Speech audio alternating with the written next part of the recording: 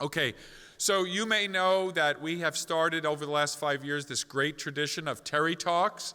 We don't know Ted, but we know TERI, so they're called TERI Talks. And we give the invitees broad freedom to discuss whatever they want. We usually have no idea what they're about to say. It makes it super fun.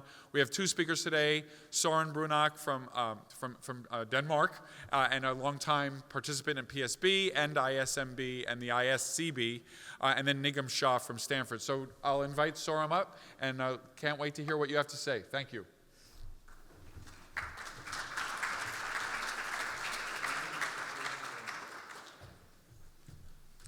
Thank you very much, Ross, and thank you, first of all, for the invitation. As Ross said, I've been coming for many years. I'm tomato on the badge. That means 12 to 15 times, but I actually have a recommendation that the size of the tomato should be normalized with the distance you have to travel here, because then my badge would be big tomato, and I would be able to keep up with the Joneses. So it's great starting the year in this way. Sort of complicated title here. I will talk about disease trajectories, and I will tell you shortly what mixed etiologies is in the context of trajectories. Often in these TERI talks, there's a little bit of CV information, and many of you will not know me, and here's my CV and the three phases of my career. I worked on machine learning and neural networks, and actually went to one of the PSB on Quai for a post-translational modification presentation I made there long ago. Then I went more into systems biology, and for the last 15 years I worked on EHR data. So it's been great also meeting people. Early books, I mean, I started going to Evolution Games and Learning meeting in Los Alamos in '85, and also the Snowbird workshops, and I got a lot of friends out of that, like at this meeting. For example, Pierre Baldi. I authored the machine learning and bioinformatics book with him. So I'll just show you one example of past work, because it has some relation to what I'm going to talk about in the rest of the talk. This is my first Nature paper. It's not very long. It fits half a slide, okay? A correspondence in Nature, 1990. So I worked on protein structure prediction in the 80s, but then we switched to a lot of gene structure analysis. For example, predicting donor sites and acceptor sites in exon-intron structures. So I noticed one interesting thing, and that was that I logged the epoch at which the network learned the example. Okay, so in the beginning it will learn the consensus splice sites, but then it will learn more and more exotic splice sites. Actually, in the end here, after several thousand epoch, it would even learn a GC and not a GT splice site. But what I also noticed was that the network didn't want to learn certain sites that was sort of below this list.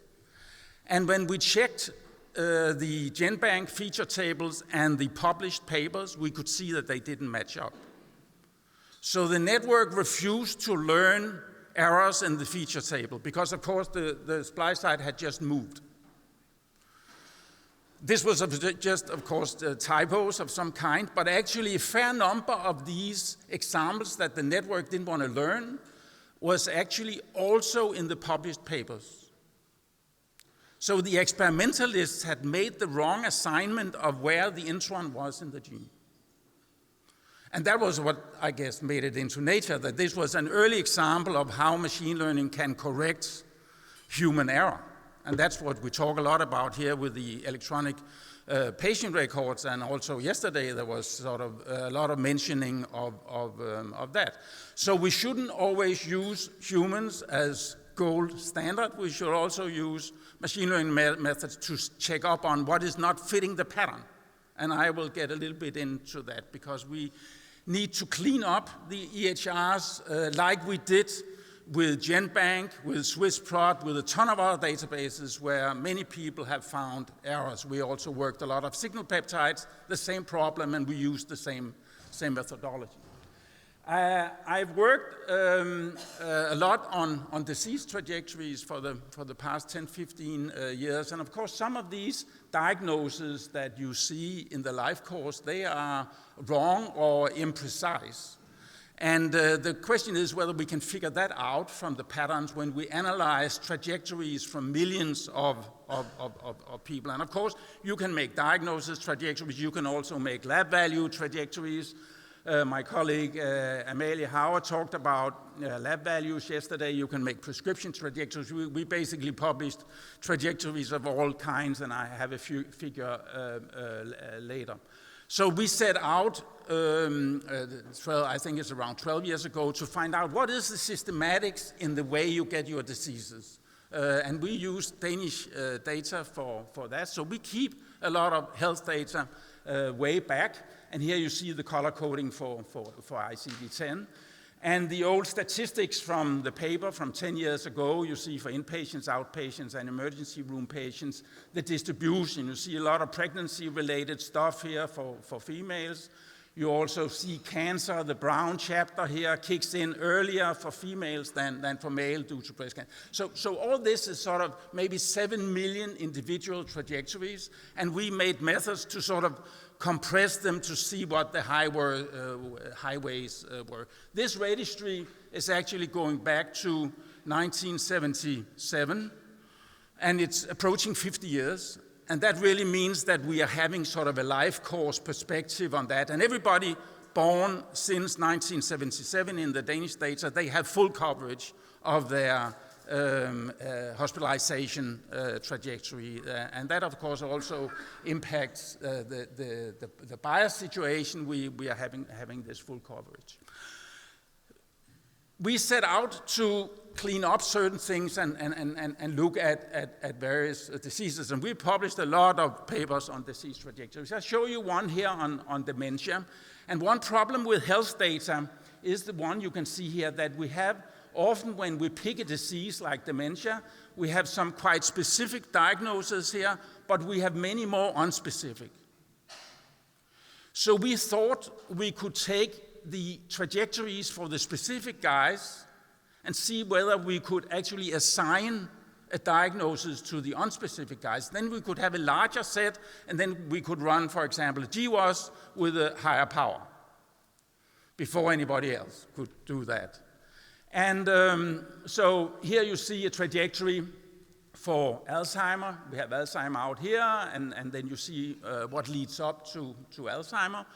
When you take the vascular dementia network, you see it here, vascular dementia, and actually you see a lot of similar stuff in these two. Now I clicked a little wrong here.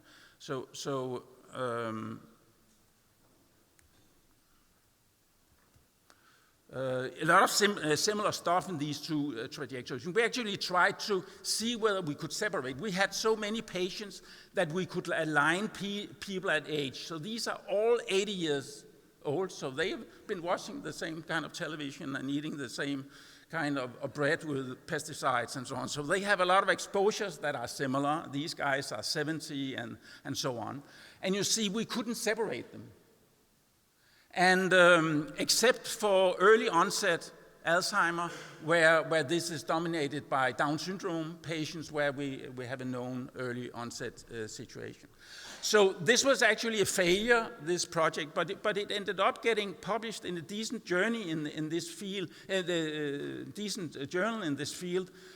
because we concluded that many more people actually have both vascular dementia and Alzheimer running in the same patient. So two different mechanisms making very similar phenotypes. And actually, if you go to ICD-11, that was meant to be implemented in Denmark in 2022, but has been postponed because of the pandemic, there are several codes now for mixed dementia. So when we talk about disease trajectories, we should not just look at trajectories for different diseases, but also trajectories within the same disease domain. And we work, for example, a lot on dementia. You can be, on diabetes, you can be insulin resistant, you can be insulin sensitive and so on, and you can cycle in and out and check in and out of these different mechanisms over time. So disease trajectories is not, are not something that just really describe very distinct phenotypes over time, but also different mechanisms of the same disease. And we are focusing on these so-called mixed etiologies. We should also, of course, acknowledge that we need data from when people are healthy. And we mostly have healthcare data when people go to the hospital, but we have a large project in Denmark on blood donors. We have 150,000 blood donors who have consented to be whole genome sequenced and genotyped, and this is underway, and many of the genotypes are there. And that can, of course, be used also to look at trajectories from before you get your diagnosis and make early prediction of diagnosis. And we just published a paper in Diabetes where we actually take these consecutive samples that we have when people donate blood, and then we look for biomarkers, metabolites, and proteins that might change in a statistically significant manner with the diagnosis when you compare them to blood donors who are not getting diabetes. So trajectories is not something that is just relating to disease, it's also the sort of healthy life course that we would like to incorporate in a lot of these studies. I have another sort of data cleanup case here from a few years ago, because like it was also said yesterday, I think the slides disappeared.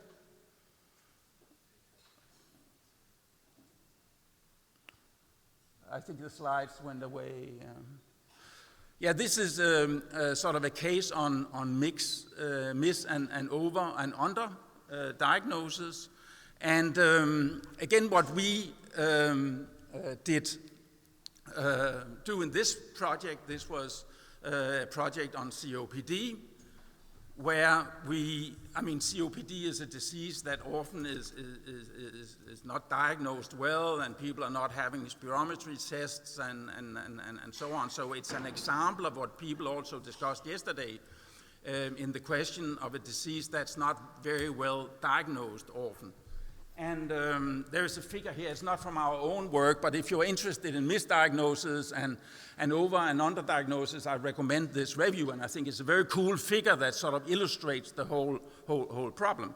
But here's a trajectory for COPD, we don't need to look at that.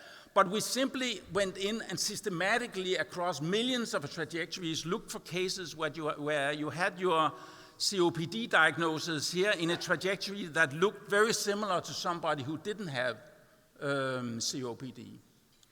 And what was interesting when we then gathered a cohort of these people with unusual context for their COPD diagnosis, we discovered that they actually had fewer comorbidities than others, so lower disease burden, but still they died 10 years earlier than COPD patients normally do.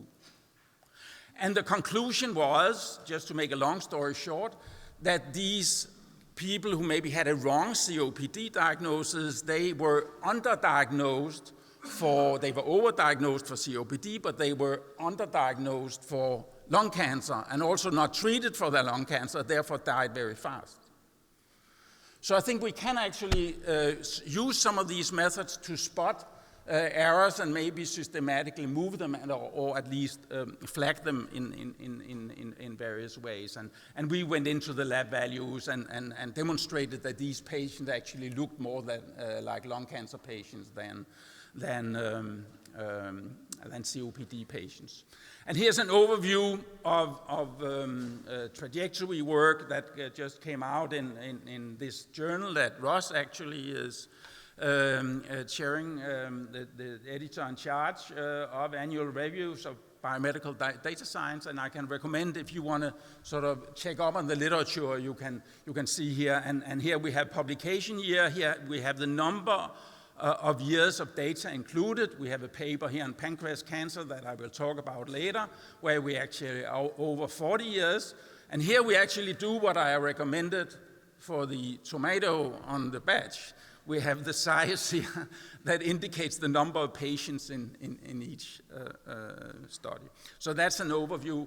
If you want to look more into the Danish data, unfortunately the video is not running, but we made a website where you actually can interrogate the Danish data, and you can use the 7.2 million people's data and make your own trajectories and manipulate them and actually compare, for example, to the longitudinal disease development that you see in your cohort. So one thing is to make descriptive analysis of disease trajectories. It's very interesting to map, and we should not always expect disease trajectories to replicate between countries, because people have different exposures, they have different socio-economic situation and so on. But you can also, of course, use these data as input data to deep learning frameworks or more simple machine learning framework and make predictions. For example, for one patient, or you can use a larger cohort. And just show you one example where we demonstrated the predictive value of disease trajectories. It's a paper from Lancet Digital Health on intensive care. And quite simple, very old school perceptron here, like the one I talked about at Quai on PGM prediction long ago, but it still made it into a nice journal, where we try to predict mortality here. And normally what you do in intensive care is to take data from the first 24 hours of the admission, and then you compute a score, for example, a SAP score, Apache score, that indicate the risk of the person dying, for example, within 30 days. So what we have here on the left is the disease trajectory for this one person. And of course, the big question is this more powerful than this? These are historic data, and these are acute data that you can predict on when you are 24 hours down the admission. This one you can predict when you roll the bed into the ward, because you already have the data in the database. What was interesting was that if we take the acute data, the performance on predicting mortality is much lower than the history at admission. And when you put it together in the green, it's obviously much better. For sepsis, for example, the history is much, much better. And it's interesting that there is a lot of power in relation to mortality prediction when you take in the entire trajectory. You can also make explainability and find out how the different features and diagnoses interact. Of course, age is a risk factor, but metastatic cancer will actually increase your risk, of course, if you are 35 and have metastatic cancer. We also made a version of this where we actually train a sort of more complicated network, a recurrent network, where we make a prediction every hour of the mortality, and we explain the network every hour. Of course, you cannot intervene on the patient's age, but many of the other features you can change. So we give an advice to the intensivists on what features are dragging the patient towards survival and towards death over time. So the next example, next prediction example I want to mention is pancreatic cancer that was published last year, where we used sort of a transformer model. And here we actually try to compare Danish data with US veterans data. So we took, we had around 8 million Danish patients. We took the young folks out. We have 24,000 cases, and we have sort of slightly lower numbers for the Veterans Affairs data, but quite simple approach, only diagnosis here, no lab values, no prescription, no other things, and then we try to predict out into the future how the pancreatic cancer diagnosis will be given. And I skip all the performance values because I have one take home from this that actually is quite positive. If we take the Danish data, you see here trajectory length, it's quite long because it's over 40 years in Denmark, and you see the number of disease codes for cancer. Not so many for pancreatic cancer because people are quite healthy when they get the diagnosis usually, and much lower than the average. In the US, in the veterans data, it looked like this, cancer here, shorter trajectory, and no cancer. But you see many more diagnoses. Of course, the veterans cohort is also a much more multimorbid cohort, but still in the US, you code like crazy to make money, I think, compared to Denmark. There are more diagnoses and stuff that's sort of on the house because we have a one-payer system. So okay, yeah, but so I would have expected that the transformers would pick up very different signals in the two types of data. But when we did explainability analysis, and you cannot read all the diagnoses, but you can see the color coding. And you see a lot of similar colors. This is 6 months, 12 months, 24 months, and 36 months. This is Denmark, this is veterans data. Except for the green stuff here, which is opioid addiction, very similar features. It's not like we think you get pancreatic cancer from opioid addiction. It's just that it's a proxy for something else that relates to problems in this cohort. But I think that was a major surprise for me as an old machine learner to take so different data, and then the transformers are picking up largely the same features, even if the performance is a bit different. This is not, even if it got published in a nice journal, it's not really useful for screening yet. You need primary care data, and you need to expand this in various ways. But I think we've seen or established a baseline for how you can exploit these population-wide data to make tools that with time will be able to be used for screening. I'll just show you one more prediction example where we actually use the entire patient record. So not just diagnoses from registries, but we make an early warning score for transfer to ICU, and we use essentially everything except the images and make embeddings of the data. And again, you can predict into the future in various ways to see whether this patient will be transferred to the ICU within 6 hours or 12 hours and so on. And then you can run the algorithm over the entire hospital. So again, I just focus on the explainability, and here you see the Shapley values for the lab values, albumin here in the top as risk factor. But it just highlight the text, because we also took all the clinical text. And you see the word that would get you towards the ICU is severely here. But you see, number 4 is the word wife. It's not good for you if you have that word in your patient record. So the network is looking at 2 million records. I don't know, it disappeared again.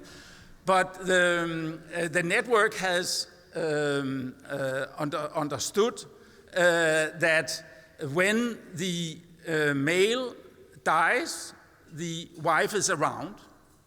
But when the wife is dying, the male is not around. So the word wife is a risk factor for transfer to... Yes, the men died already. And it also has relatives further down the list. But it's interesting when you actually take everything in the record and make embeddings of it and hook it into transformers, it will find these correlations. I don't think it's causal for the male that the wife is there, but it's an association that's sort of demonstrating how this works.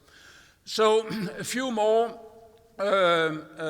examples that also relates to this session that comes after here. We have a big project in Europe called DIRECT, where we make multi-omics data on diabetes patients. So everything you can think of almost with omics here, even microbiome. So we had roughly 800, and we've followed them since 2012 and make sort of longitudinal multi-omics data. But I'll just show you a slide from a paper we published now 2 years ago, where we again try to take all the data, all the omics data, all the clinical data, all the questionnaire data into one variational autoencoder to compress the data. And what we do in this paper is to use it for also selecting drugs, because what we're trying to do here is to integrate all these data and then reconstruct them. And what we can do with this simulator is to give the patient a different drug from the drug the patient got. And then we can see how the changes to the reconstruction happens. Often in healthcare you say, you cannot make the control experiment of knowing what would have happened if I had started the patient up on another drug. But this kind of approach can actually make these Gedanken experiments in the background of the omics data for this particular patient. Okay? So it's sort of blending all these different data modalities, and it's also making sense of the data. Actually, it makes internal representations with insulin sensitivity. And I skip all that. It's more that we can make these simulators with this kind of machine learning method. So I just flashed this. My time is up here. We also do dosage trajectories because we are very interested in the polypharmacy that goes with the multimorbidity. So we try to actually track dosage changes in patient records. And we just published also a paper 1.5 years about that. And we try to find the drugs that somehow associated with statistically significant dosage changes, the drug combinations, and we found 4,000 pairs that sort of seem to have sort of a polypharmacy effect. And it was quite interesting when we took the drug and the co-drug, 83% of these pairs corresponded to known drug-drug interactions. And the 17% we think maybe correspond, many of them, to yet undiscovered drug-drug interactions, because they were typically given to smaller patient groups and they were not co-mentioned so much in literature when we text mine that. So finally, I'll just show you one paper that also quite recently come out is a paper on heritability of disease trajectories. Because that's, of course, what we also want to know. We have a trajectory here. If my father had this trajectory, what will I have? And the Danish data, they sort of permits to hook into that. And we actually made a Danish pedigree of 9 million people. And if you're interested in this kind of approach, you can see how we actually managed to juggle this large pedigree and sort of identify trajectories that seem to be inheritable. Of course, this will be even better in 5 and 10 years' time when we have more data. One result was that, heritability is spread all over the ICD-10 terminologies, not like all the codes in one chapter have the heritability of the same kind. But we go into all kinds of questions about what is heritable, at what level of the ICD-10 hierarchy are trajectories inheritable, what is the difference between males and females, and there are actually some really cool surprises that I will not have time to go into. So just to conclude here, what I'm interested in is longitudinal disease progression patterns. We are not so much interested in co-occurrence of diseases. We are interested in the order in which diseases progress, what provokes what. And we think it would be interesting to see whether we could redefine phenotypes as longitudinal patterns. In some sense, you want to treat the trajectory and not just the diagnosis. Of course, those who make billing, they would like to bill the individual code, but this is the perspective in this.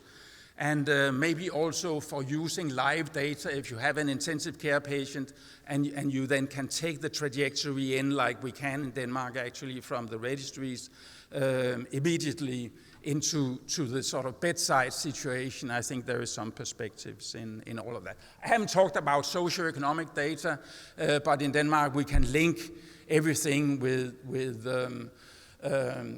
your income and your heat consumption, and also how many wives you had or husbands, or many other life course aspects that of course also will affect your disease trajectories. So thank you again for the invitation, and I'll be happy to answer some questions.